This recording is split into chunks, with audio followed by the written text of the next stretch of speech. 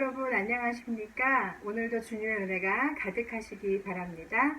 어제 묵상하신 말씀을 보면 요아스의 아들 아마샤가 유다의 왕 위에 오른 후에 위태해 보이긴 해도 나름 여호와 보시기에 정직히 행하며 하나님의 말씀에 근거하여 나라를 다스린 내용이 기록되어 있습니다. 은 100달란트를 주고 이스라엘에서 용사를 데려온 행동이 하나님의 뜻이 아니라는 것을 하나님의 사람을 통해서 전해 듣고 나서 아마샤는 손해를 감수하면서까지 순종하여 이스라엘 군대를 집으로 돌아가게 하는 결단을 내리는 내용까지는 아마샤가 자신의 실수를 고쳐가면서 하나님의 뜻 가운데로 행하였다는 것을 알 수가 있습니다. 그리고 오늘 본문은 아마샤가 세일 자손 1만을 죽이고 에돔과의 전쟁에서 큰 승리를 얻은 내용으로 시작이 되죠. 그가 1만 달란트를 손해보면서까지 이스라엘 군대를 포기하긴 했지만 하나님의 뜻 가운데 순종했더니 하나님은 큰 승리를 선물로 주십니다. 그러나 아마샤는 세일 자손의 우상들을 가져다가 섬기는 말도 안 되는 짓을 저지르게 되죠. 지금 하나님의 은혜로 큰 승리를 얻게 되었는데 아니 왜 아마샤는 우상을 가져다가 섬기게 된 것일까요? 도저히 이해할 수 없는 행동입니다. 나름 하나님의 말씀대로 행하고 순종하면서 여지껏 잘 해왔는데 어쩌다가 아마샤는 이 말도 안 되는 죄악을 저지르게 된 것일까요? 첫 번째로 아마샤는 하나님을 향하여 실망한 것으로 보입니다. 하나님의 사람의 그 충고대로 이스라엘 용병들을 돌려보내는 결단을 했는데 이로 인해서 그 귀향하던 군사들이 유다에 큰 해를 끼치고 돌아가지 않았습니까? 그래서 아마샤는 실망하고 아마도 하나님을 원망하게 된 듯 보입니다.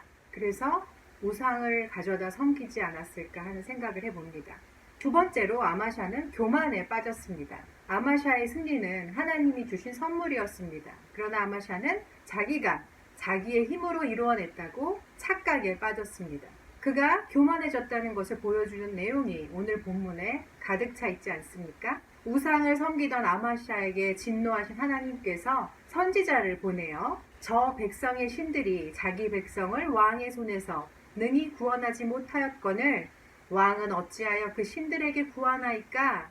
이렇게 이야기하면서 경책의 메시지를 전했을 때 아마샤는 하나님의 경고를 듣지 않습니다. 거기에다가 아마샤는 이스라엘의 왕 요아스에게 사자를 보내고 전쟁을 일으키고자 합니다.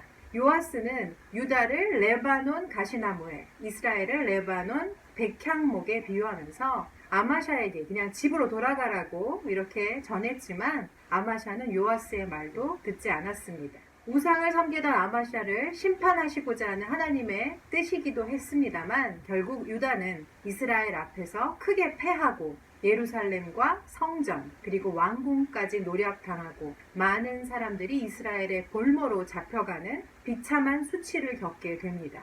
북이스라엘의 왕 요아스가 죽은 후에도 아마샤는 15년을 더 생존하긴 했지만 아마샤는 여호와 하나님 앞에서 끝까지 돌아오지 않았고 아마샤의 대적들에 의해 목숨을 잃게 되고 유다 성읍에 장사되는 부끄러운 죽음을 맞이하게 됩니다.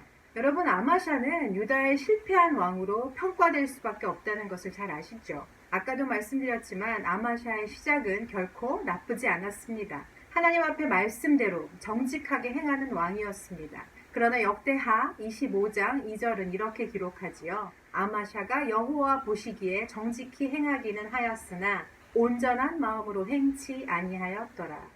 아마샤는 겉으로 보기에는 말씀대로 정직하게 행하는 것처럼 보였을지 모르지만 그의 마음이 온전하지 않았다는 것이 문제입니다. 그의 행동은 정직했지만 그의 마음은 온전하지 않았습니다. 반면 열왕기상 15장 14절을 보면 아사에 대해서 이렇게 기록합니다. 오직 산당은 없이 하지 아니하니라. 그러나 아사의 마음이 일평생 여호와 앞에 온전하였으며 산당을 없애지 못했던 아샤에 대해 하나님은 아사의 마음이 일평생 여호와 앞에 온전했다라고 평가합니다. 하나님은 행동의 결과보다도 우리들의 마음의 온전함을 더욱 높게 평가하시고 중요하게 여기신다는 것을 알 수가 있습니다. 온전함을 포 성경에는 지또도 코라성으로 표현을 하는데요. 온 마음이란 뜻이죠. 여러분, 우리들이 하나님을 사랑하고 섬김에 있어서 온 마음으로 하지 않으면 아마셔처럼 하나님 말씀에 순종했는데 오히려 자기에게 손해가 돌아올 때 믿음을 저버릴 수 있다는 것을 말씀을 통해 깨달을 수 있습니다. 또한 하나님의 역사를 전적으로 인정하는 그 믿음이 없으면 교만이라는 것이 머리를 들게 되고요. 우리들을 지배하고 멸망의 길로 이끌 수 있다는 것도 기억해야 합니다. 여러분은 어떠십니까? 올해 팬데믹 사태로 인해서 다들 너무 힘드시죠? 올해는 내 계획대로 잘 되었다라고 이야기하실 수 있는 분들은 거의 없으실 것 같습니다. 하나님 그래도 열심히 하나님 섬기면서 최선을 다해 살았는데 왜 이렇게 힘든 시간이 우리들에게 있는 것입니까? 이렇게 원망의 마음을 갖고 계시는 분들도 계실 것 같고요. 일들이 뜻대로 풀리지 않아서 하나님을 외면하고 도망가고 싶다는 말을 들은 적도 있습니다. 그렇지만 여러분, 우리들이 해야 하는 본분은 온 마음 다해 하나님을 사랑하고 섬기는 것입니다. 아마샤가 끝까지 하나님의 말씀에 순종했다면 북이스라엘과의 전쟁에서도 그렇게 패하지 않았을 것이고요. 오늘 본문에서처럼 비참한 죽음은 더더욱 맞이하지 않았을 것입니다. 일이 안 되고 꼬이고 힘들고 감당하기 어려운 일들이 일어난다 할지라도 끝까지 하나님을 온 마음으로 사랑하고 섬길 수 있는 우리 모두가 될 수 있기를 예수님의 이름으로 축복합니다. 함께 기도하시겠습니다. 하나님 감사합니다. 오늘 유다왕 아마샤의 생을 돌아보면서 끝까지 믿음으로 사는 일은 결코 쉽지 않다는 것을 깨닫습니다. 하나님 아버지, 믿음으로 순종하며 살아도 내 뜻대로 되지 않는 일은 너무도 많은 것 같습니다. 그러나 끝까지 믿음으로 순종하여 살기 원합니다. 온 마음 다해서 하나님을 사랑하고 섬길 수 있기를, 또한 하나님 앞에 교만치 아니하고 겸손한 모습으로 우리들의 믿음의 여정 가운데 우리 모두 승리할 수 있도록 하나님 우리들의 삶을 인도하여 주시고 붙들어 주시옵소서. 감사하며 예수님의 이름으로 기도드립니다. 아멘.